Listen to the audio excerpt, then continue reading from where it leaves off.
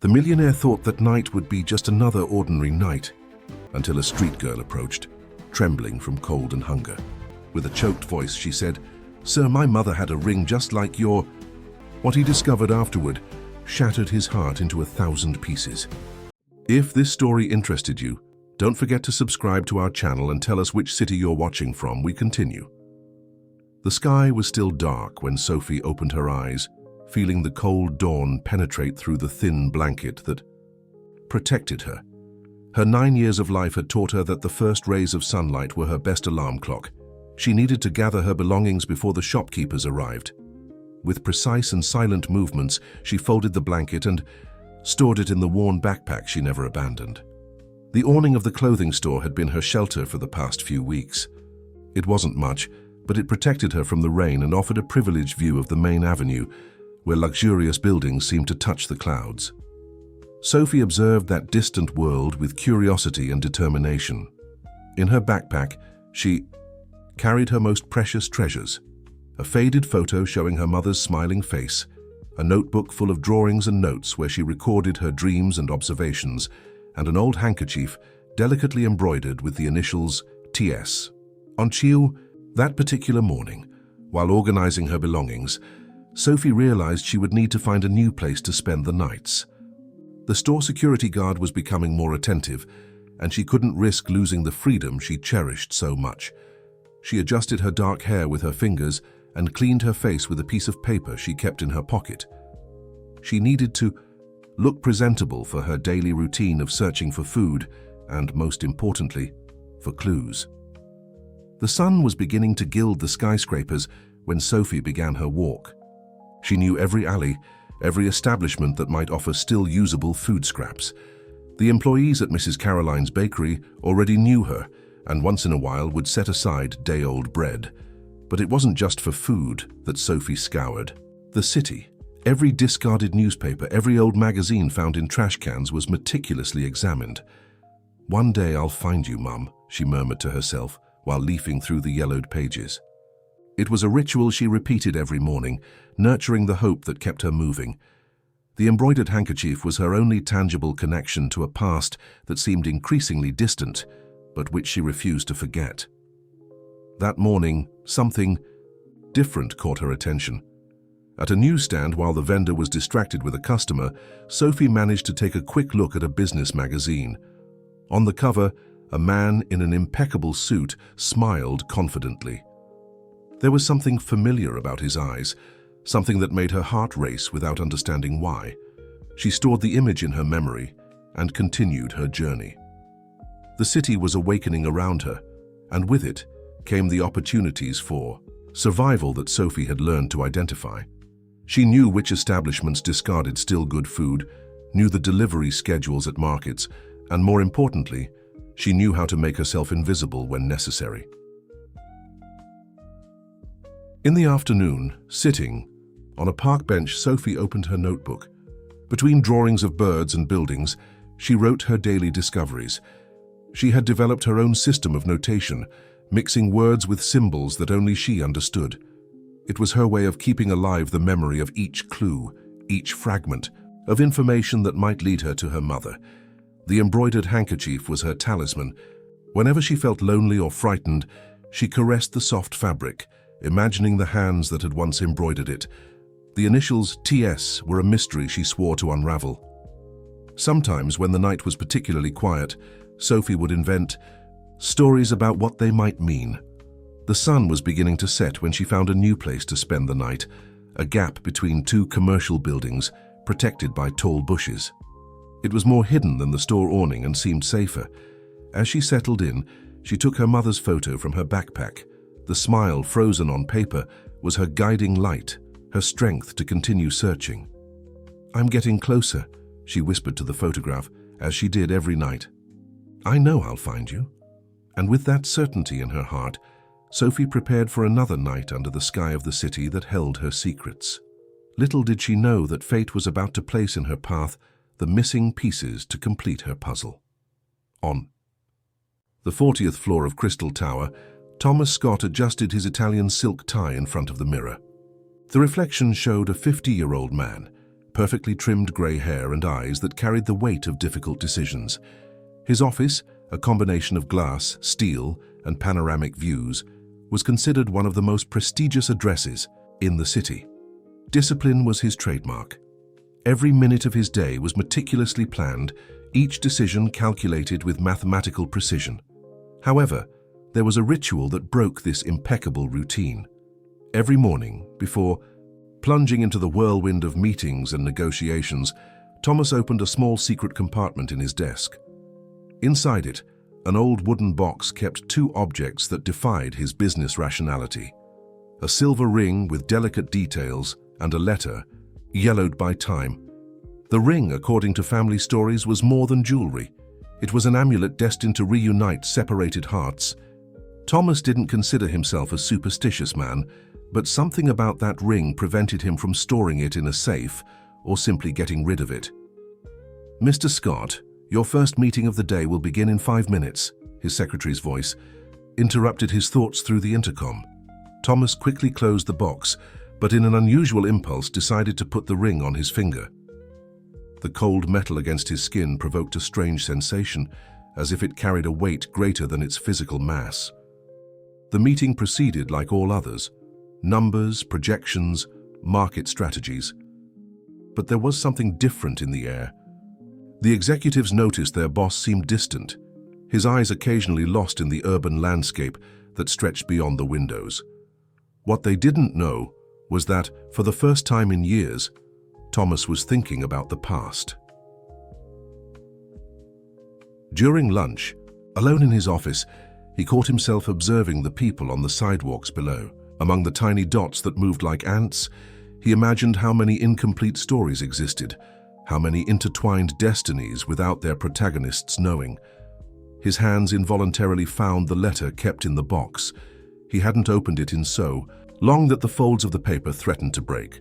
"Some choices haunt us forever," he murmured to himself, recalling fragments of a life that seemed to belong to someone else. The ring on his finger reflected the afternoon light, as if responding to his thoughts. A knock on the door brought him back to reality. "Mr. Scott, Maison d'Or has confirmed your reservation for tonight," his secretary informed. Thomas nodded, grateful for the interruption of his daydreaming. Maison d'Or was his gastronomic refuge, one of the few places where he allowed himself to relax, the rigorous control he maintained over his life. The afternoon dragged on between phone calls and contract signings. In each pause, his eyes were drawn to the ring. It was as if, after years of silence, that small piece of silver had decided to make itself noticed. When the sun began to set, tinting the sky with orange tones, Thomas felt an inexplicable discomfort. He decided to leave early, something rare in his routine. In the mirrored elevator, he observed his reflection, the impeccable suit, the upright posture, the controlled expression. But there was a restlessness in his eyes that he couldn't disguise. The ring seemed to pulse on his finger, as if it had a life of its own. On the way to the restaurant in his luxurious car with a driver, Thomas caught himself observing the streets with different eyes. Each dark alley, each small closed shop, seemed to hide secrets he should know. The ring on his finger reflected the city lights like stars captured in silver. "Are you all right, sir?" asked his driver, noticing the unusual silence of his boss. Thomas merely nodded, unable to explain the turmoil of emotions consuming him. Arriving at Maison d'Or, he surrendered to the familiarity of the sophisticated environment, hoping the known routine would appease his restlessness. Little did he know that that night was about to change everything he considered safe and established in his life. The aroma of fine food escaped through the doors of Maison d'Or, making Sophie's stomach growl. She hadn't planned to approach such an elegant place, but something attracted her magnetically. Perhaps it was the irresistible smell, or perhaps it was something deeper, a call she couldn't explain. The golden lights of the restaurant created a dramatic contrast with the darkness of the street. Sophie approached stealthily, observing through the enormous glass windows. The interior ambiance was a spectacle of luxury. Tinkling crystals, silver cutlery reflecting the soft light, people dressed as if they had stepped out of one of the magazines she used to find. Leaning against the exterior wall of the restaurant, Sophie took her notebook from her backpack. It was her favorite moment of the day, when she could draw and write about everything she had observed. Her fingers traced the contour of the man she had seen in the magazine earlier, trying to capture that familiar look that intrigued her so much. A waiter came out through the side door, carrying a tray with leftover food toward the trash. Sophie's stomach protested again. Normally, she would wait for the employee to move away to check if there was anything usable, but that night, something different happened. The door was left ajar, and for a brief moment, Sophie glimpsed the interior of the kitchen. It was then that she saw him, the man from the magazine. He was sitting alone at a table near the window, distractedly twirling something shiny on his finger. Sophie felt her heart race. Without thinking twice, she slipped through the half-open door and entered the restaurant. The luxurious environment enveloped her like a dream. Her bare feet touched the soft carpet as she moved between the tables, ignoring the looks of astonishment and disapproval from the customers. Something stronger than hunger or reason propelled her forward. Thomas was lost in thoughts, observing the ring on his finger, when he noticed a small figure standing next to his table. He raised his eyes and found a fragile-looking girl, disheveled dark hair and worn clothes. But it was her eyes that paralyzed him. Eyes that seemed to carry a universe of untold stories. "Can I help you, little one?" he asked, his voice automatically softening. The waiters were already approaching, ready to remove the intruder, but Thomas made a discreet gesture for them to back off. Sophie didn't respond immediately. Her eyes were fixed on the silver ring he was wearing. Her hands trembled slightly as she opened her worn backpack and removed her notebook. With agile fingers, she flipped through the pages until finding a specific drawing. "I know that ring," she finally said, her voice small but firm. "It's here in my notebook. My mother used to wear one just like it." The words hit Thomas like lightning. The air seemed to vanish from his lungs, and the ring on his finger suddenly weighed a ton. The entire restaurant seemed to disappear around him, leaving only that girl and her notebook full of secrets. How do you know about this ring?" he managed to ask, his voice barely above a whisper. Sophie opened the notebook to another page, revealing the faded photo she carried with her. "This is my mother," she explained, pointing to the image. "And see, she's wearing the same ring." Thomas felt the world spin. The photo, although worn by time, showed a face he knew too well. A face he had tried to forget for years, but that continued to haunt him in his deepest dreams. Before he could fully process what was happening, he felt a strong dizziness take over him. The voices around began to become distant, and his vision blurred. The last thing he saw was the girl's worried face and, in her small hands, the handkerchief embroidered with the initials TS, initials he knew very well. Chaos ensued in the restaurant when Thomas fainted. Sophie, frightened by the commotion, quickly stored her belongings in her backpack and disappeared through the same door she had entered, blending with the shadows of the night. What neither of them noticed, amid the confusion, was that a woman sitting in a discreet corner of the restaurant had witnessed the entire scene. Hannah Miller, a veteran journalist from the city's main newspaper, observed with sharp eyes while making quick notes in her notepad. Years of experience told her she had just witnessed the beginning of an extraordinary story. Hannah Miller didn't reach the top of her profession by ignoring her instincts. In 30 years of investigative journalism, she learned to recognize when a story deserved to be pursued, and that unusual encounter at Maison d'Or had triggered all her alert lights. While paramedics attended to Thomas Scott, Hannah discreetly left the restaurant, following the same path the mysterious girl had taken. The night was cool, and the downtown streets were beginning to empty. With silent and experienced steps, the journalist scoured the surroundings. She found Sophie exactly where her years of reporting predicted she would find her, crouched in a nearby alley, hugging her backpack, still trembling with the adrenaline from the encounter. Hannah approached slowly, like someone approaching a frightened little bird. "Hello," she said softly, maintaining a safe distance. "You don't need to be afraid. My name is Hannah, and I saw what happened at the restaurant. May I sit here with you for a while? Sophie raised her eyes, distrustful but curious. There was something in the calm and direct manner of that woman that made her seem different from other adults who normally approached her on the streets. "Why do you want to sit with me?" asked Sophie, her voice small but firm.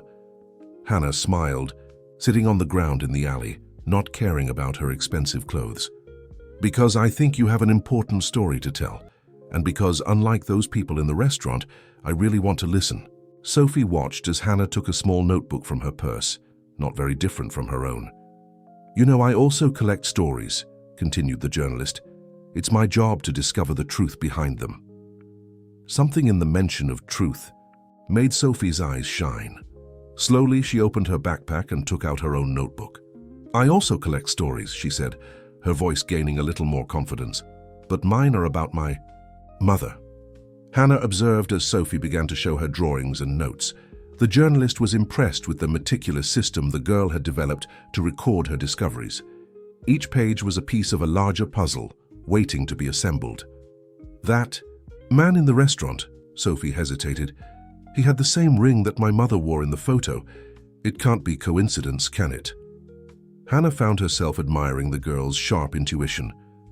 "No, dear. In my experience, coincidences like that are rarely just coincidences, but we need to be careful to discover the truth without scaring anyone." The journalist noticed the embroidered handkerchief that appeared in Sophie's backpack. The initials, TS, immediately caught her attention. Thomas Scott. The pieces were beginning to fit in her experienced mind.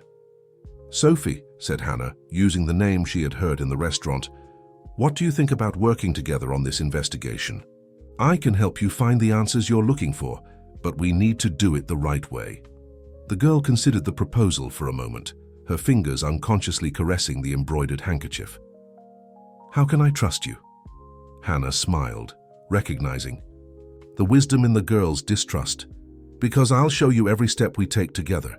No secrets. And because," she made a significant pause, "I think I know who Thomas Scott is and why he fainted when he saw your photo." Sophie's eyes widened with this information. Hannah continued, "But first, you need a safe place to sleep and a good... Michael, we can't investigate anything on an empty stomach, can we?" Sophie hesitated, but her stomach growled in response, drawing a small smile from both.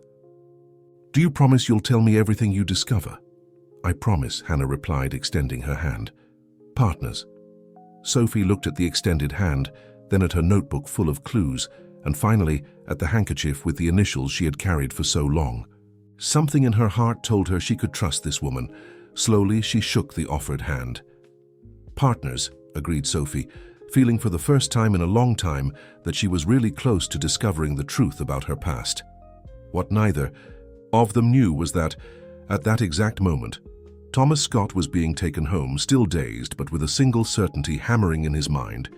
He needed to find that girl again, no matter the cost. Hannah's apartment was a reflection of her investigative mind. Walls covered with newspaper clippings, shelves crammed with books and meticulously organized folders. Sophie observed everything with curious eyes while savoring a bowl of hot soup, the first in many days. "Do you really know all these stories?" asked Sophie, pointing to the clippings on the walls. Hannah smiled, sitting in her favorite armchair, with a cup of tea. "Each one of them. And do you know what the secret of a good journalist is? Knowing that every story has several layers, like an onion. We need to peel them one by one." While Sophie finished her meal, Hannah turned on her laptop and began typing Thomas Scott's name. Years of reporting gave her access to sources that few knew. In minutes, dozens of articles filled the screen. "Look at this," murmured Hannah, her eyes quickly scanning the headlines. Thomas Scott wasn't always the powerful businessman he is today. 20 years ago, he was just a young idealist working on social projects. Sophie approached, curious. On the screen, an old photo showed a younger Thomas smiling next to a group of volunteers. His look was different, lighter, more alive. "What happened to him?" asked Sophie, unconsciously touching her mother's photo in her pocket. Hannah continued browsing through the files. According to these reports, there was a drastic change in his life around 2015. Suddenly, he abandoned all social projects and took over the family business. It was as if he had transformed into another person. Sophie took her notebook from her backpack and began making notes, imitating Hannah's investigative style. The journalist observed with admiration the girl's dedication. "Sophie," Hannah called softly, "may I see that photo of your mother again?" Carefully, Sophie handed over the faded photograph. Hannah examined it under the lamplight, her experienced eyes capturing every detail. The date printed in the lower right corner caught her attention, 2015. "Do you remember anything from that time?" Hannah asked gently. "Any memory, however small?" Sophie closed her eyes, concentrating. "I remember a garden. There was a big tree with purple flowers. My mother always said it was our special tree." "A jacaranda tree," completed Hannah, a piece of the puzzle fitting in her mind. "And do you remember where this garden was?" Sophie shook her head negatively, frustration visible on her face. Hannah returned her attention to the computer, quickly typing some keywords. "Here!" she suddenly exclaimed. "In 2015, Thomas Scott was involved in a project to revitalize public squares. The project was called Gardens of Hope. And look at this photo." On the screen, an image showed a square with a huge jacaranda tree in the center. In the background, partially visible, was a woman who made Sophie's heart leap, her mother. "It's her." Sophie practically jumped from the chair. "And she's wearing the ring, the same ring that man was wearing today." Hannah made a quick note in her notebook. The connections were beginning to form, but there were still many unanswered questions. "Sophie," said Hannah, carefully choosing her words, "I think we need to visit this square, but first there's something else I want to show you." The journalist got up and went to one of the shelves, retrieving an old folder. Inside it, yellowed clippings told a story that few knew: the rise of the Scott family, and rumors about how they maintained their power. "Sometimes," said Hannah, "to understand the present, we need to go back to the past, and the past of the Scott family is full of secrets." Sophie observed attentively as Hannah spread the clippings on the table. One of them, in particular, caught her attention. A small note about the patriarch of the Scott family and his obsession with keeping the lineage pure. "What does that mean?" asked Sophie, pointing to the note. Hannah sighed deeply. "It means, dear, that we may have found the reason why your mother disappeared, but we need to be sure before taking the next step." At that moment, Hannah's phone rang. It was one of her sources at the hospital. Thomas Scott had been discharged and was determined to find the girl from the restaurant. "It seems we're not the only ones looking for answers," murmured Hannah, observing Sophie making more notes in her notebook. "The question is he looking for the same reasons we are?" Thomas Scott observed the city through the window of his hospital room, his thoughts a whirlwind of long-repressed memories. The silver ring on his finger seemed to pulse with its own energy, as if awakening from a long sleep. "Mr. Scott," his secretary's voice interrupted his thoughts. "All the documents are ready for your discharge. Your driver is waiting." He nodded distractedly, his eyes fixed on the horizon. "Clara," he called his secretary before she left, "I need you to find all the records of the social projects we carried out in 2015, especially Gardens of Hope." Clara seemed surprised. It was the first time in years that her boss had mentioned that period of his life. "Yes, sir. Anything specific I should look for?" "Everything," he replied, finally turning around. "I want every photo, every document, every volunteer record. Volunteer. And Clara, this is confidential." Alone again, Thomas opened the drawer of the bedside table where he had stored the letter he always carried with him. The paper was more fragile than ever, the words almost erased by time, but he knew them by heart. "My love, when you read this letter, I will already be far away. Not by choice, but by necessity. There are bigger things at stake, secrets that can destroy everything. Keep the ring. It's more than jewelry. It's a key to the truth. One day, when it's safe, I'll return. With eternal love, T." Tara's delicate handwriting still had the power to make his heart ache. For years, he tried to bury those memories under layers of work and responsibilities. But now, the face of that girl in the restaurant had broken all his defenses. In his mansion, hours later, Thomas headed to his private office. There, protected by thick walls and modern security systems, he kept his most precious collection, photo albums that no one else knew existed. With trembling hands, he opened a specific album. The photos of the Gardens of Hope project filled his eyes with contained tears. In each image, Tara smiled, her eyes shining with the same intensity he had recognized in the girl at the restaurant. "How could I let this happen?" he murmured to himself, running his fingers over a particular photo. Tara under the jacaranda tree, wearing the ring that was now on his finger. His phone vibrated. It was a message from Clara. She had found something in the old files, a record of a significant donation made by his father at the same time Tara disappeared. The recipient, an obscure foundation abroad. Thomas felt his stomach turn. He knew his father's methods all too well to maintain what he called family order. For years, he closed his eyes to these practices, immersing himself in the role of successful businessman that everyone expected of him. But now, looking at the photos spread on his desk, an old determination began to awaken in his chest. That girl, she had the same eyes as Tara, the same way of tilting her head when she was curious. "Mr. Scott," Clara's voice sounded through the intercom. "There's something else I discovered. On the day of Ms. Tara's disappearance, there was an emergency. Meeting of the company's board. All records were erased, but I found a witness willing to talk." Thomas rose abruptly. "Schedule a meeting, immediately." While putting away the photos, his eyes fell on a detail he had never noticed before. In the background of one of the images, partially visible, there was a handkerchief with the initials T.S., Tara Scott, the name she would have had if the planned marriage had taken place. The same handkerchief he saw in the girl's hands at the restaurant. At that moment, Thomas Scott made a decision that would change the course of many lives. It was time to face the ghosts of the past, no matter the cost. But first, he needed to find that girl again.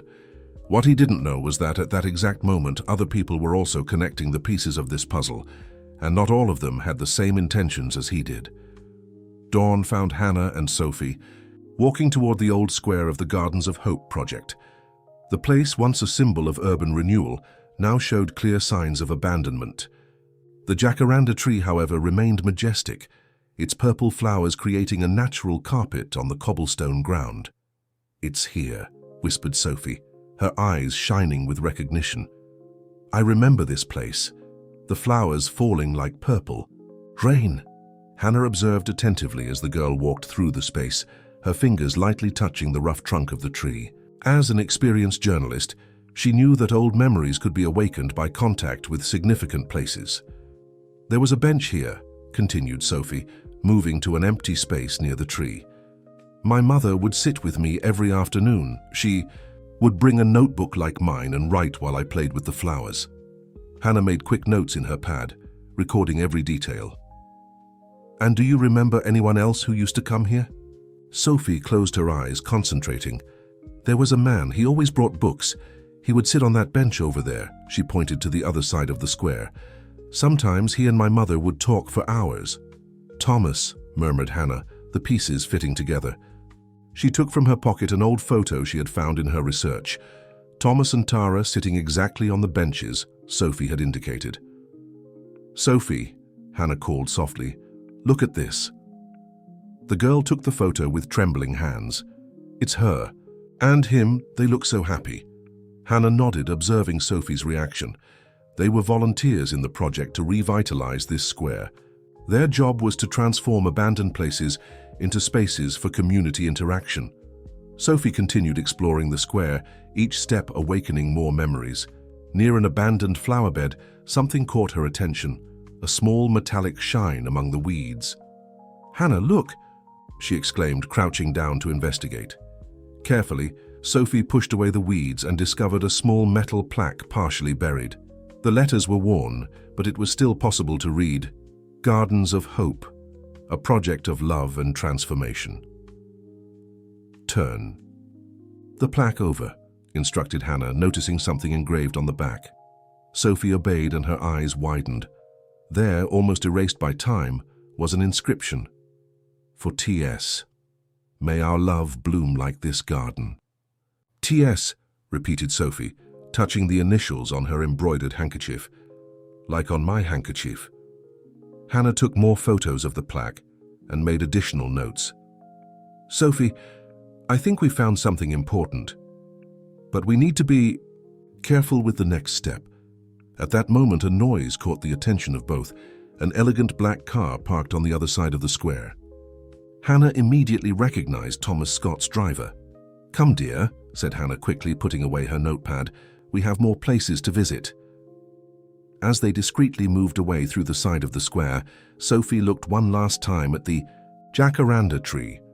A gentle breeze made the purple flowers dance in the air, as if the tree kept secrets it wasn't yet ready to reveal. Thomas's driver, who had arrived too late to see them, took photos of the square with his cell phone, focusing, especially on the jacaranda tree and the empty benches. In his office, Thomas would receive these images with a mix of nostalgia and determination. What none of them knew was that another pair of eyes was watching the scene from afar. In a discreet car parked at the corner, a gray-haired man was making his own notes. On the passenger seat, an old folder contained documents with the Scott family letterhead, documents that could change everything. Hannah and Sophie walked quickly through the adjacent streets, the journalist already planning her next move. She knew that the discovery in the square was just the beginning. The real revelations were yet to come, hidden in much darker places than an abandoned garden. In the luxurious penthouse of Crystal Tower, Thomas was receiving an unexpected visit.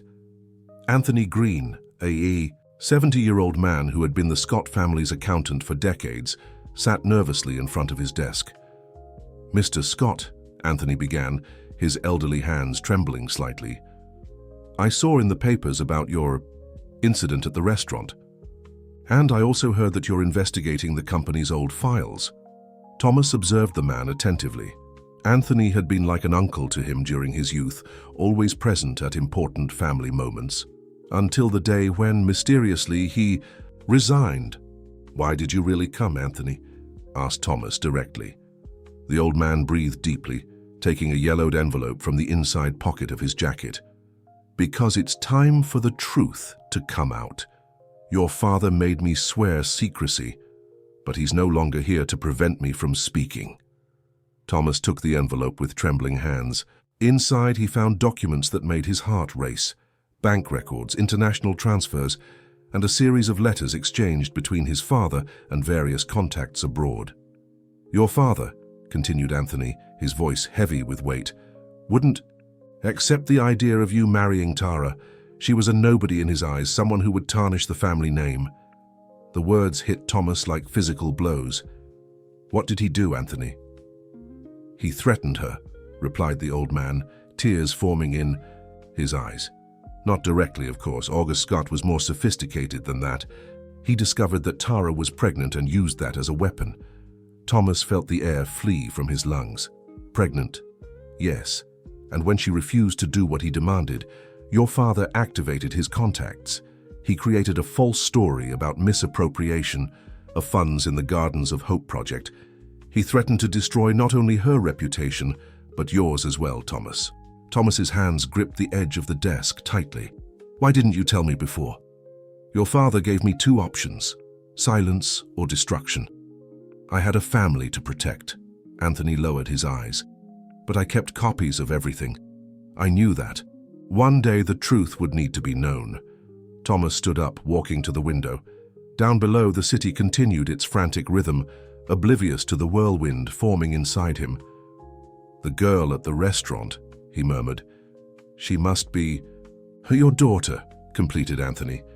And there's more, Thomas. The ring you wear, the one that belonged to your grandmother, it's not just a family jewel. Thomas looked at the ring on his finger, intrigued. Your grandmother was a much smarter woman than your father imagined, continued Anthony. She knew that one day the family would need protection against itself. The ring contains a key. A key to a safe in the central bank. Your grandmother stored documents there, evidence of all the questionable acts of the Scott family over generations. It was her way of ensuring that the truth could never be completely buried. Thomas sat down again, stunned by the revelations. "And Tara? Do you know where she is?" Anthony shook his head. "Not directly, but I know she continued writing. Under a pseudonym, she published a book called Jacaranda Blossoms. It's a story about love, loss, and redemption, disguised as fiction." "I need to find them, Anthony," said Thomas, his voice loaded with determination. "I need to fix what my father destroyed." "Be careful," warned the old man, rising with difficulty. "There are still powerful people who prefer certain secrets to remain buried, and they are watching your movements." When Anthony left, Thomas remained in his office, the documents spread on his desk, telling a story of betrayal and manipulation he had never imagined. The ring on his finger seemed heavier than ever, carrying not only memories, but also the key to a truth long hidden. Hannah didn't believe in coincidences. That's why, when Sophie fell asleep on her couch, she immediately began researching Jacaranda Blossoms. The book existed, a single edition published 3 years ago by a small publisher under the pseudonym Tea Flowers. "How did I miss this before?" she murmured to herself, immediately ordering a digital copy of the book. While waiting for the download, she observed Sophie sleeping peacefully, the embroidered handkerchief still clutched in her small hands. The book began with a simple dedication. "For my little flower, who will one day understand why jacaranda blossoms need to fly in the wind." Hannah felt a shiver run down her spine. It was a coded message from a mother to her daughter. As she advanced in her reading, Hannah realized that each page of the book was a piece of the puzzle they were trying to assemble. The story, apparently, a fiction about love and loss, was actually a carefully disguised testimony. "Hannah." Sophie's sleepy voice brought her back to reality. "What are you reading?" The journalist hesitated for a moment, then decided on honesty. "A very special book, Sophie. A book your mother wrote." The girl's eyes widened instantly. "My mother wrote a book?" "Yes," Hannah smiled softly, "and I think she wrote it especially for you to find one day." Sophie sat next to Hannah, her eyes fixed on the computer screen. Together, they began to read selected passages. "The little jacaranda seed needs to be strong. Sometimes the wind takes it far away from the mother tree, not by choice but by necessity. But even far away it carries with it all the love and all the strength necessary to one day bloom." Silent tears streamed down Sophie's face as Hannah read. "She didn't abandon me," whispered the girl. "She was trying to protect me." Hannah gently embraced Sophie. "And she left clues for you, dear. Look at this." She pointed to another passage in the book. "The ring of truth holds more than memories. It holds the path back home." "The ring that man was wearing," exclaimed Sophie. "That's why she drew it in my notebook." At that moment, Hannah's phone rang. It was one of her sources in the publishing market. The small publisher that had published Jacaranda Blossoms had received that morning $1 million offer for the rights to the book. "Someone else is connecting the dots," murmured Hannah, her mental gears spinning rapidly. "We need to be faster." Sophie already had her notebook open, frantically taking notes. "Hannah, look at this," she called, pointing to one of her old drawings. It was a childish map of the Jacaranda Square, but with a detail that until then had gone unnoticed. In the corner of the page, there was a small symbol that resembled the design on the ring. "Sophie," said Hannah, her voice trembling slightly. With excitement, "I think your mother left more than just words in this book. She left a map." The two spent the following hours deciphering each chapter, each paragraph of the book. What seemed like a simple fiction story revealed itself to be an elaborate code. There were references to real places in the city, specific dates disguised as fictional events, and most importantly, veiled mentions of documents stored in a safe place. "Here," exclaimed Hannah, pointing to a specific passage. "The main character keeps her most precious memories, where time doesn't pass, and steel protects the secrets of the heart." "A safe," Sophie completed, her eyes shining with understanding. "Exactly, and I bet the ring Thomas wears is the key to open it." The sound of footsteps in the corridor made them both freeze. It was almost midnight, and Hannah's building was usually quiet at that hour. The journalist moved silently to the door, peering through the peephole. In the corridor, a man in a dark suit was taking photos of apartment doors with a cell phone. Hannah recognized the discreet badge on his lapel, private security from the Scott family. "Time to go, Sophie," she whispered, already collecting the essential items in her bag. "We have another place to visit." Thomas Scott spent the night wide awake in his office, Anthony's words echoing in his mind. The ring on his finger was no longer just a reminder of lost love, it was a key to the truth. His eyes obsessively scanned the pages of jacaranda blossoms, which he had managed to buy in digital format. "How was I so blind?" he murmured to himself, recognizing Tara's voice between the lines of the book. Each chapter contained coded messages that only someone who knew their history could understand.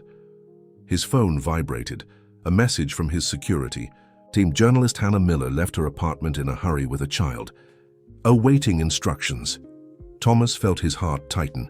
He knew that his search for the truth had put Hannah and Sophie in danger, but unlike his father, he would not use this power to hurt anyone.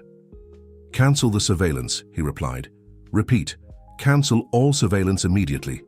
Returning his attention to the ring, Thomas examined it for the 1,000th time. Under the lamplight, he noticed something he had never perceived before, tiny symbols engraved on the inside. They weren't random scratches, they were numbers. "Coordinates," he whispered, quickly typing the numbers into his computer. The result made him hold his breath. It was the exact location of the city's central bank. In her car, driving through the sleeping city, Hannah and Sophie followed a path that the book had revealed. "Your mother was very intelligent," commented Hannah, while Sophie consulted the notes in her notebook. "She always said that the best stories are those we hide in plain sight," replied Sophie, a proud smile on her face. Their destination was also the central bank, but by a different path, through clues left in the book that only a child who played in the Jacaranda Square could decipher. At the bank, a night security guard named Joseph Smith, unrelated to the Scott family, made his usual rounds. 25 years working there had made him part of the furniture, invisible to the powerful who frequented the place. For this reason, no. One ever noticed that he kept a secret. Tara had sought him out years ago, entrusting him with a task. If one day a girl came with a handkerchief embroidered with the initials TS, he should help her. Joseph never forgot the promise, nor the look of supplication in that woman's eyes. Fate was about to intertwine all these paths. Thomas, driving his own car for the first time in years, was approaching the bank. Hannah and Sophie, arriving on foot through the back, found a service entrance, and Joseph, making his rounds, felt that this would not be an ordinary night. The ring on Thomas's finger seemed to pulse stronger as he approached the bank. It wasn't just a physical key, it was the symbol of a promise that transcended time, a promise of love, truth, and redemption. What none of them knew was that at that exact moment, other eyes were watching the bank. On security monitors in a distant office, old shadows of the Scott Empire were preparing to protect secrets that should never come to light. The night was just beginning, and the bank held more than money in its vaults. It held truths that could forever change the destiny of a family. The central bank was a sleeping giant in the heart of the city. Its marble and glass walls reflected the nightlights, creating mysterious shadows in the less illuminated corners. Joseph Smith was making his usual rounds when he heard a soft sound coming from the service entrance. Hannah and Sophie emerged from the darkness, the girl nervously clutching the embroidered handkerchief in her hands. Joseph observed them for a moment, his years of experience telling him that this was the moment he had waited for so long.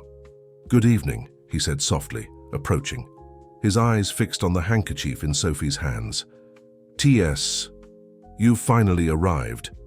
Hannah instinctively placed herself between Sophie and the security guard, but the girl gently touched her arm. "It's okay, Hannah. My mother wrote about him in the book, remember? The guardian with gentle eyes who wears navy blue." Joseph smiled, moved by having been remembered in the pages of the book. "Your mother trusted me a long time ago. She said that one day you would come, bringing the handkerchief and seeking answers." At that moment, Footsteps echoed through the main hall of the bank. Thomas Scott emerged from the shadows, the silver ring shining on his hand. Upon seeing Sophie, his eyes filled with contained tears. "You came," he said simply. Sophie looked from Joseph to Thomas, her heart beating rapidly. Hannah remained close, observing every movement with journalistic attention. "The safe you seek," said Joseph, breaking the moment of tension, "can only be opened with 2 keys. The ring is one of them." "And the other?" asked Hannah. Joseph pointed to the handkerchief in Sophie's hands. "The embroidered initials are not just letters, they are a code. When correctly aligned with the ring, they form the complete combination." Thomas approached slowly, respecting Sophie's space. "May I?" he asked, extending his hand with the ring. Sophie hesitated for a moment, then took a step forward. Carefully, they aligned the handkerchief and the ring under the light. The patterns of the embroidery, when viewed through the ring, revealed a sequence of numbers. "This is how your grandmother protected the family's most important secrets," Joseph explained to Thomas. "She knew that one day it would be necessary to reveal the truth, but only when the right people came together." Guided by Joseph, they descended to the level of the vaults.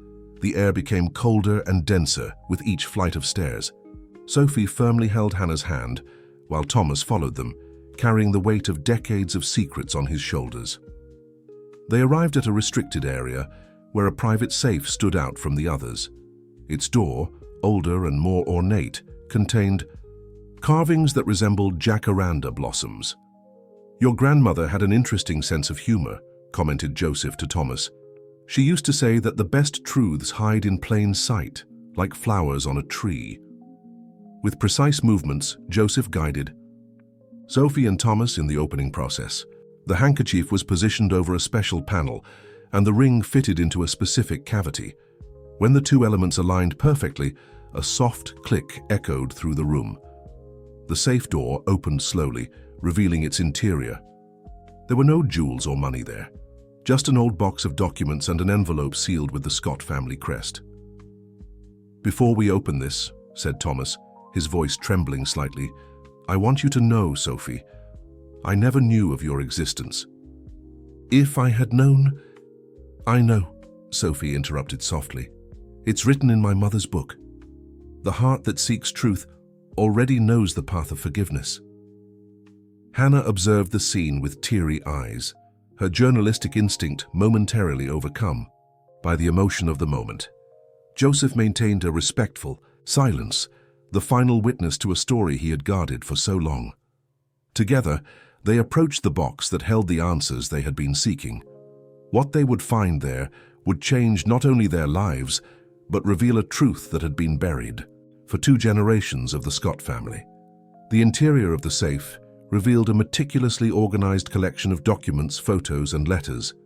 Thomas's grandmother had catalogued decades of family history, preserving each piece of truth that others tried to hide. "Look at this," whispered Hannah, carefully removing an old photograph. In it, a young woman wearing the silver ring, Thomas's grandmother, smiled next to a newly planted jacaranda tree. On the back, a note, "For future generations to know that love is stronger than power." Sophie opened the box of documents with trembling hands. The first envelope contained detailed records of the Gardens of Hope project, including the true accounting that proved her mother's innocence. "Your father," said Joseph to Thomas, "never knew that his own mother was documenting each of his actions. She knew that one day the truth would need to come to light." Among the papers, they found something that made Sophie's heart stop, a letter addressed to her written by her mother. "My little flower, if you are reading this, it means you found your way back. The handkerchief I left with you wasn't just a keepsake. It was a promise that we would meet again. Each embroidered stitch carries a story of love that no one could erase. I had to leave to protect you, but I was never really far away. I watched you grow from afar, my heart breaking each day I couldn't hug you. The book I wrote was my way of keeping our connection alive, of guiding you to the truth. Thomas didn't know about you. That was my choice, my way of protecting you. Both. Your grandfather had enough power to hurt everyone we loved, but Thomas's grandmother, a woman much wiser than everyone thought, helped me plan all this. Now you know the truth. And if you're reading this letter, it means I'm no longer alone in this fight. With eternal love, Mom." Silent tears ran down Sophie's face while Hannah read the letter aloud. Thomas leaned against the wall, overwhelmed by emotion and guilt. "There's more," said Joseph, reaching for a final envelope. "This was left just 3 months ago. The envelope contained a short note and an address. 'When you're ready, meet me where the jacaranda blossoms never stop falling. I'll be waiting every day at sunset. T.' "She's alive," exclaimed Sophie, her eyes shining with hope. "And she's waiting for us." Thomas examined the address with trembling hands. It was a small cafe in the historic district of the city, known for its century-old jacaranda trees that bloomed year-round thanks to a special microclimate. Hannah called. "Sophie, do you think—" "Yes," replied the journalist, smiling. "I think it's time we complete this story." Joseph observed the scene with satisfaction. His role as guardian of those secrets was finally ending, but something told him he would still be needed for the next chapters of this story. "Before you go," he said, "there's one more thing you need to see." He approached a panel on the vault wall and pressed a hidden mechanism. A secret drawer opened, revealing a book bound in blue leather. "Your grandmother's original diary," he explained to Thomas. "She recorded everything here. Each conspiracy, each threat, each plan to separate your family. But she also recorded each act of love and resistance." The group carefully gathered all the documents. As they left the vault, Sophie paused for a moment, looking back. There, in that cold and metallic room, years of secrets had finally come to light. But the true reunion, she knew, was yet to come. The Purple Flower Café was a small establishment hidden between 2 historic buildings, with tables arranged under a canopy of century-old jacaranda trees. The special microclimate of the neighborhood kept the trees flowering throughout the year, creating a permanent carpet of purple flowers on the ground. Sophie, Hannah, and Thomas arrived shortly before sunset. The girl nervously clutched the embroidered handkerchief, while her eyes scanned each face in the cafe. Thomas kept the silver ring on his finger, now no longer as a weight, but as a symbol of hope. "There," whispered Hannah, discreetly pointing to a table in the most remote corner. A woman was sitting alone, an open book on the table, Jacaranda Blossoms. Her dark hair, sprinkled with some silver strands, framed a face that time had made wiser, but no less beautiful. Tara, Sophie, froze. After so many years dreaming of this moment, reality seemed almost overwhelming. Hannah gently placed her hand on her shoulder, giving her courage. "Go," said the journalist softly. "She's waiting for you." With hesitant steps, Sophie began walking toward the table. Purple petals fell softly around her, like a delicate rain blessing that moment. Tara raised her eyes from the book and time stopped. Mother and daughter met for the first time in years, their gazes carrying all the love and longing that words could never express. "My little flower," whispered Tara, her voice choked with emotion. Sophie ran the last few steps, throwing herself into her mother's arms. The embrace that followed contained years of absence, nights of tears, interrupted dreams, and finally, the relief of reunion. "I knew it," sobbed Sophie, clinging to her mother. "I knew you would come back." Tara held her daughter's face between her hands, memorizing every detail. "You've grown so much, but your eyes remain the same." Hannah observed the scene from afar, her journalistic skills momentarily forgotten in the face of the pure emotion of the moment. Thomas remained a few steps back, his heart a mixture of joy and apprehension. Tara finally raised her eyes and saw Thomas. Something passed between them, years of interrupted love, of destroyed dreams, but also of renewed hope. "You found the ring," she said softly. "And you left a brilliant map to guide us here," he replied, approaching slowly. Sophie looked from one to the other, years of unanswered questions finally finding their answers in the silence of that moment. "I didn't know," Thomas began, his voice trembling. "If I had known—" "I know," interrupted Tara gently. "I read about your father in the newspapers, about how he passed away. It was then that I began to leave the clues, the book, the messages at the bank, You planned all of this, said Hannah, approaching the table. Every detail, every clue. Tara smiled, indicating the empty chairs. Please, sit down. We have a lot to talk about, and this story deserves to be properly told. As they settled in, a waiter brought a tray with hot chocolate and cinnamon cookies, Sophie's favorites, even though she had never told anyone. You watched me, realized Sophie, her eyes wide. Every day, confirmed Tara. Every moment I could. Mrs. Caroline from the bakery? She helped me take care of you from afar. The jacaranda blossoms continued to fall softly around them, creating a private world where past and present met, where pain and love mingled, where a fragmented family finally began to reconnect. The sun was beginning to set, painting the sky in shades of orange and purple that blended with the jacaranda flowers. At the Purple Flower Cafe, a long-separated family began to recount its story, piece by piece. After I left the city, began Tara, her fingers intertwined with Sophie's, I spent months traveling, always moving. Your grandfather, Thomas, had people everywhere, but I found help in unexpected places. Grandma, said Thomas softly. She knew everything, didn't she? Tara nodded. Your grandmother was my guardian angel. It was she who organized everything. The safe, the documents, even the system with the ring and the handkerchief. She told me that one day, when it was safe, the truth would find its way. Hannah, who was taking discreet notes in her pad, asked, why now? Why not before? Because I needed to be sure that all those involved in the threats could no longer hurt us, replied Tara. When I read about the departure of your father, Thomas, I began to prepare the path. The book was the first step. Sophie opened her worn notebook, showing her mother the drawings and notes she had made over the years. I kept everything, Mum. Every memory, every clue. Silent tears ran down Tara's face as she leafed through the notebook. My brave girl, you are even stronger than I imagined. Thomas observed the interaction between mother and daughter, his heart overflowing with contradictory emotions. Tara, he called softly, what happens now? The question hung in the air for a moment, loaded with possibilities. Tara breathed deeply before answering. Now, we choose a new path, not as victims of the past, but as authors of our own story. Sophie, who had inherited her mother's sensitivity for metaphors, added, like the jacaranda blossoms, they fall but they always bloom again.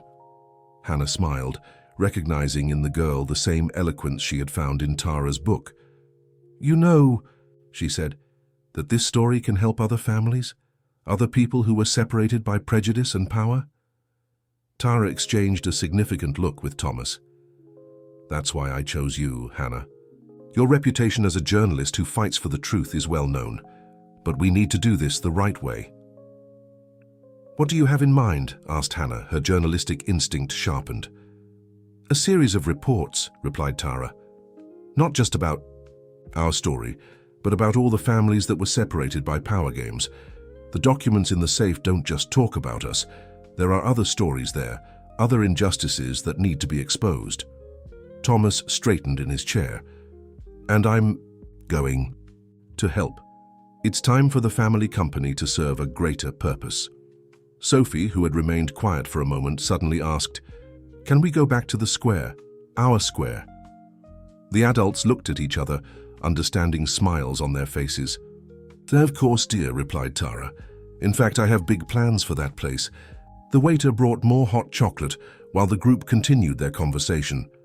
The jacaranda blossoms still fell softly, creating a purple carpet that seemed to bless each word spoken, each promise made, each possibility of a new beginning.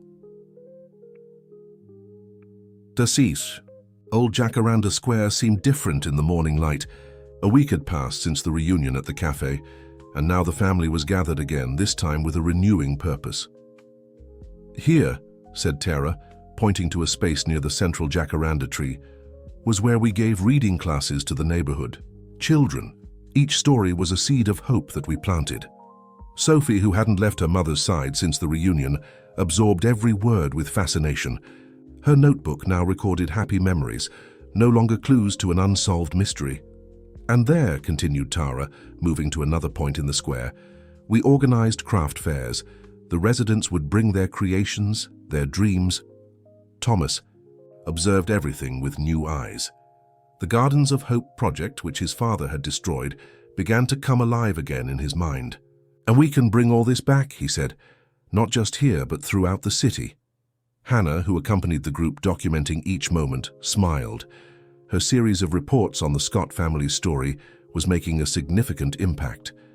The first article, published 2 days earlier, had already inspired other families to share their own stories of separation and resistance. People need these spaces, commented the journalist, places where stories can be told, where communities can gather. Sophie, who was playing with the fallen jacaranda flowers, suddenly had an idea. Mum, can we make a library here? With all kinds of books like in your book Jacaranda Blossoms? Tara exchanged a significant look with Thomas. Actually, dear, we're already planning something even bigger. Thomas cleared his throat, taking the floor. I'm going to transform the Scott Company into a foundation. All the money my father used to separate families will now be used to reunite them. The Jacaranda Foundation, completed Tara. A space not just for books, but for all forms of art and education. A place where other children like you, Sophie, can find hope and support. Hannah made quick notes in her pad. And it will start here in this square? Yes, replied Thomas. This place has a special history. It was here that everything began, and it's here that we'll start again. As they talked, neighborhood residents began to approach, curious about the movement in the abandoned square. Mrs. Caroline, the baker who had helped Sophie for so long, was the first to speak up. It was about time this square returned to what it was, she said, smiling at the group. My children always ask about the stories that were told here. Other residents joined in, each sharing their own memories of the place.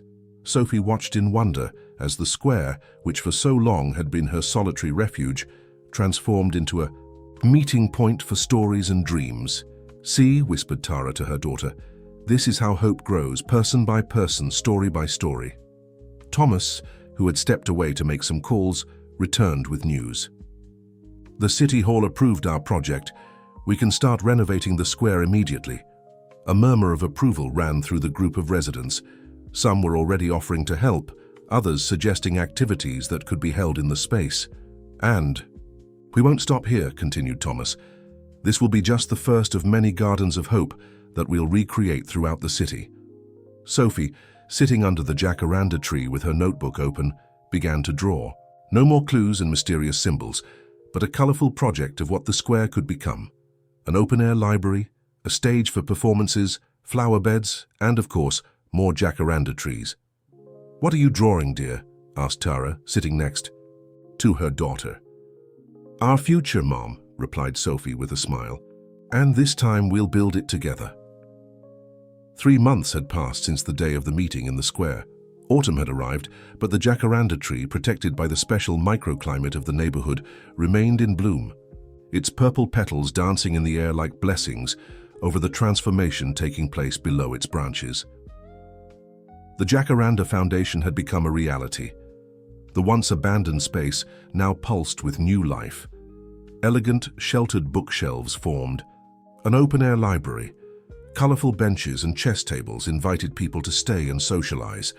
Sophie, now enrolled in the local school and a junior monitor of the storytelling project, organized a reading circle under the main tree. Her audience? Children from the neighborhood, some coming from situations as difficult as the one she herself had faced. Once upon a time, she began, opening a copy of Jacaranda Blossoms, there was a girl who believed in the power of stories. From her usual bench, Tara observed her daughter with pride. The book she had written as a coded message was now read openly, inspiring other people to believe in the power of hope and perseverance. Hannah, who had become a constant presence in the family's life, worked on her laptop at a nearby table. Her series of reports, Stories Under the Jacaranda, had grown beyond expectations, revealing other families who had been separated by power games and prejudice. Another case solved, she whispered to Tara, showing an email on her screen. A mother and son who reunited after 15 years thanks to the foundation's investigations. Thomas, who had completely transformed the family business, arrived carrying plants and projects. The Jacaranda Foundation was expanding. New squares were being revitalized in other neighborhoods of the city, each with its own jacaranda tree and its own open-air library. The mayor approved 3 more locations, he announced, sitting with the group. And we have volunteers signing up every day. Mrs. Caroline, who had expanded her bakery to include a cafe within the square, served hot chocolate and cinnamon cookies for everyone. Her bread cart, which was once Sophie's only source of food, was now a beloved attraction of the place. Who would have thought, commented the baker, observing the movement in the square, that frightened little girl who looked for food at my door would become our little story teacher. In the center of the square, a discreet plaque told the story of the place. Here, where jacaranda blossoms never stop falling, stories are seeds of transformation. Welcome to the Garden of Hope. A project of the Jacaranda Foundation. Sophie finished her reading session and ran to hug her mother. Her days of solitude were behind her, but the lessons of strength and perseverance remained alive in her heart. "Mom," she called, her eyes shining with the same intensity as always, "can I tell a new story tonight? One I wrote myself." Tara smiled, recognizing in her daughter the same passion for writing that had inspired Jacaranda Blossoms. "Of course, my love. After all, each new story is a new chance to make a difference in someone's life." The sun was beginning to set, painting the sky with shades of orange that blended with the purple of the flowers. Under the jacaranda tree, a rebuilt and strengthened family continued planting seeds of hope, one story at a time. The first edition of the Jacaranda Foundation Story Festival was about to begin. The square, now completely revitalized, had transformed into an open-air stage.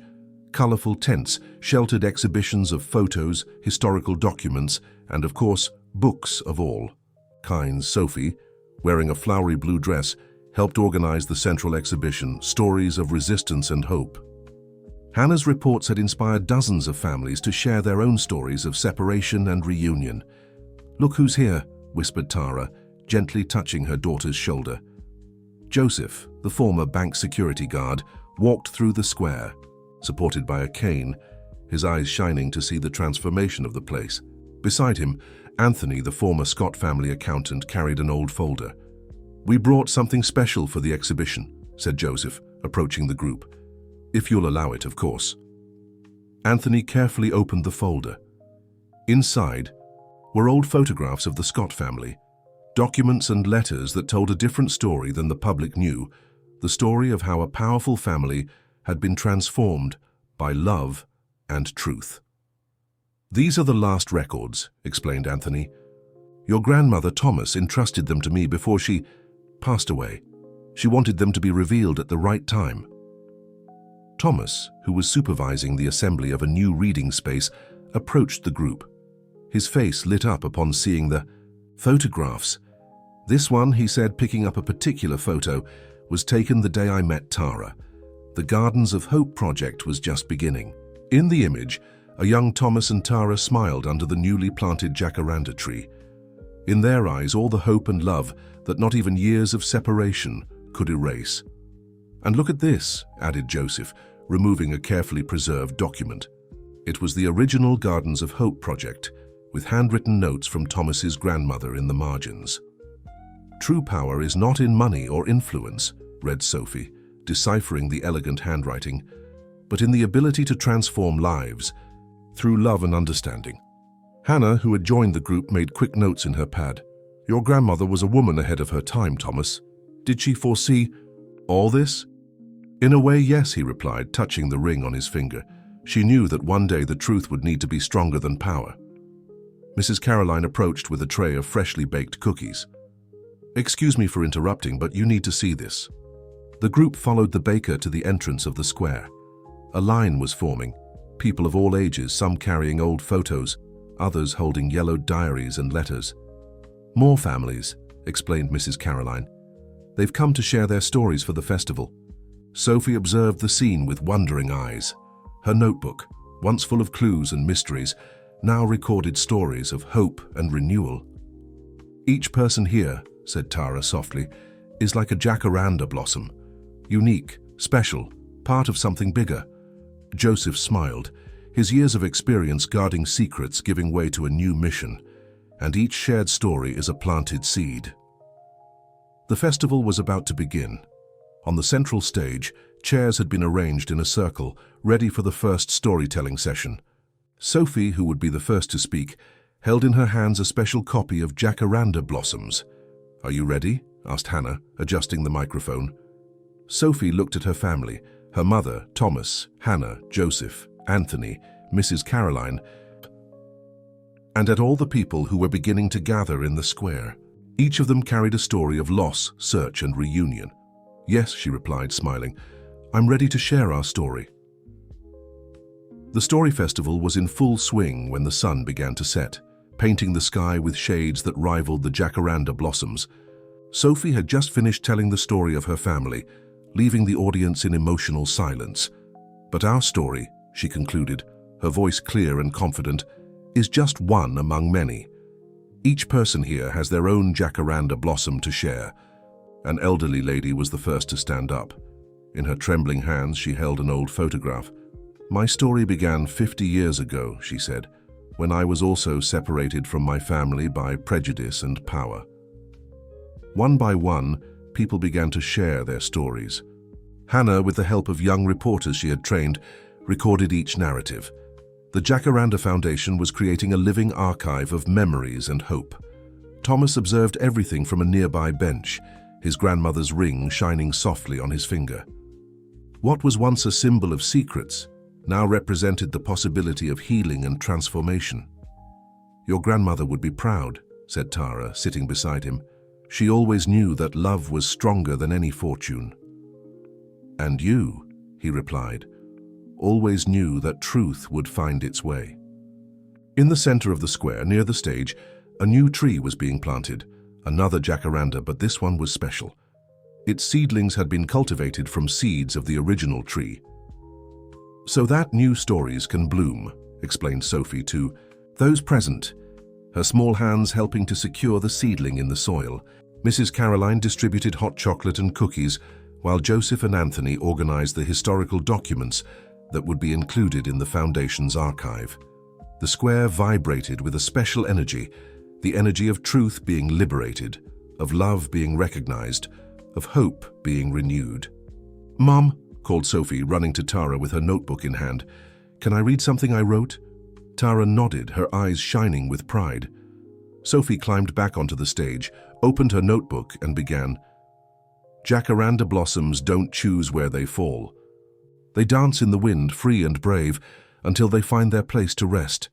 Some fall in prepared gardens, others in forgotten corners.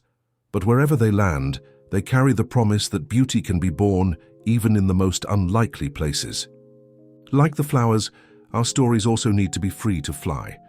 Some are soft like petals, others resilient like seeds, but all of them deserve the chance to bloom." A reverent silence took over the square.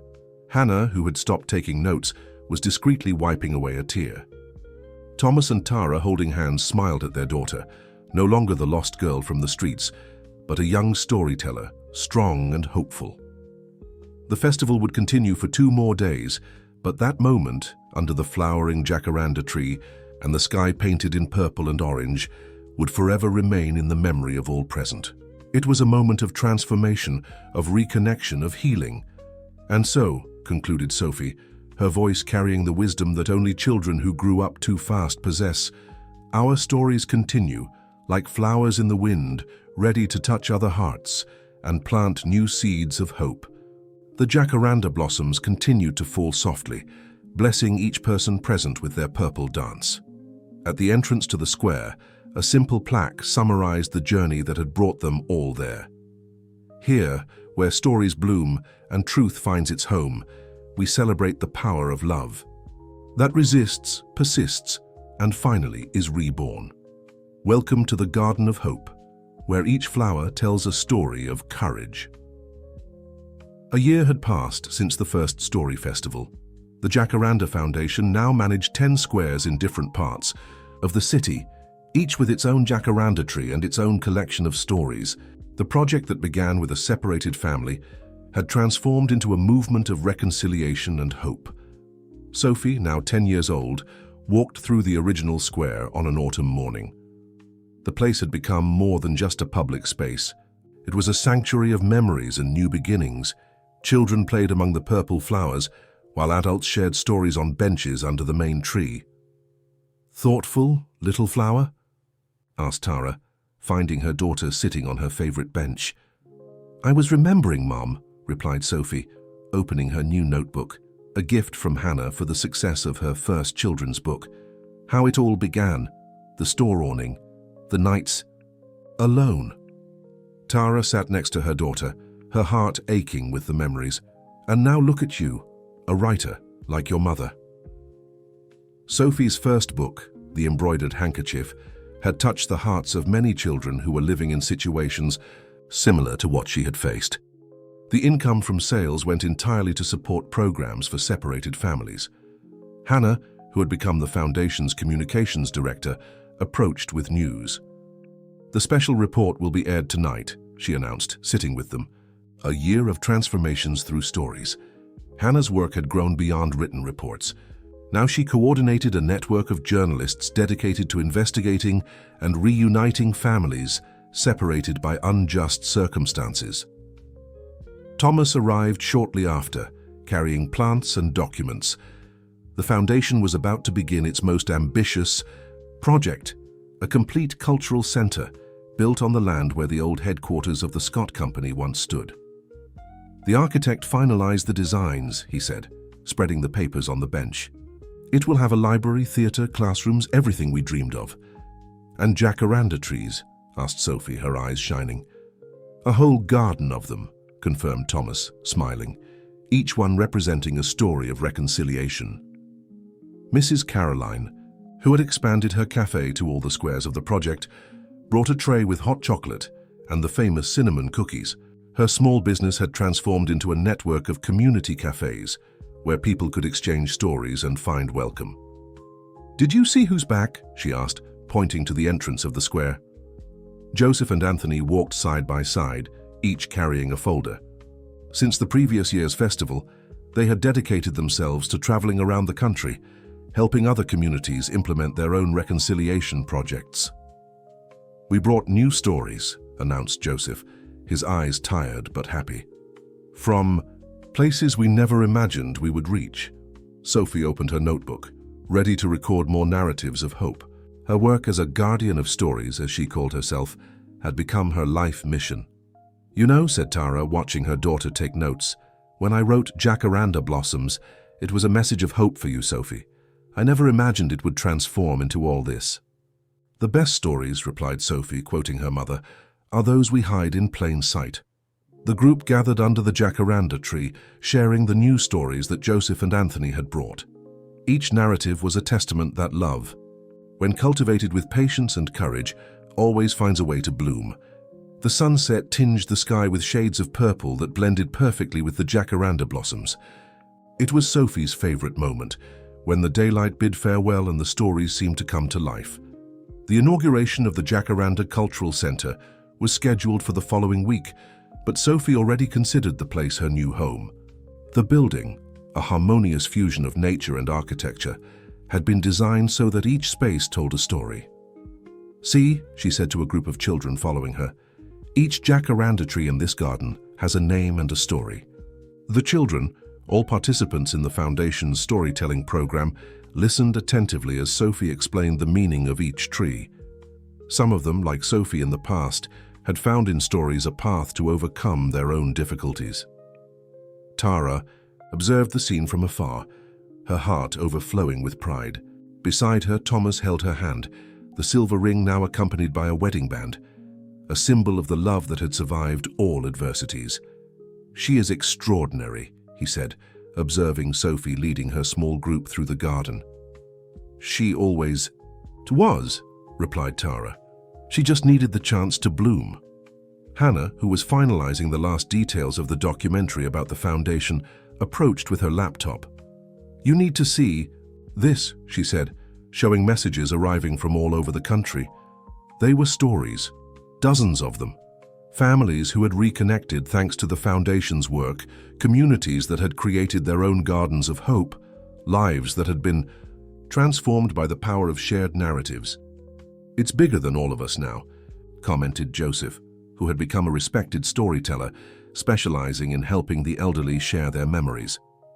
Anthony, always organized, presented the Foundation's annual report. More than 100 families reunited, 20 squares revitalized. In different cities, thousands of books distributed, countless stories preserved. Sophie returned with her group, their animated voices echoing through the garden. "And here," she said, stopping under the oldest jacaranda tree, the one from the original square which had been successfully transplanted to the new space, "is where our story began." The children sat in a circle as they did every afternoon. It was time for the last story of the day, a ritual that Sophie had created and that had spread to all the squares of the project.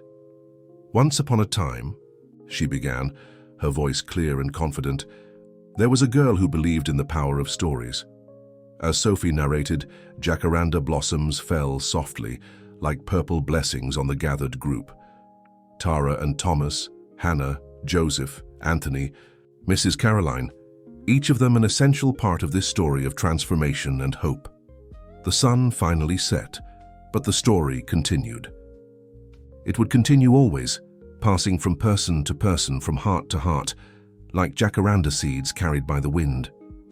"And so," concluded Sophie, closing her notebook with a smile, "we learned that the most important stories are those that we share."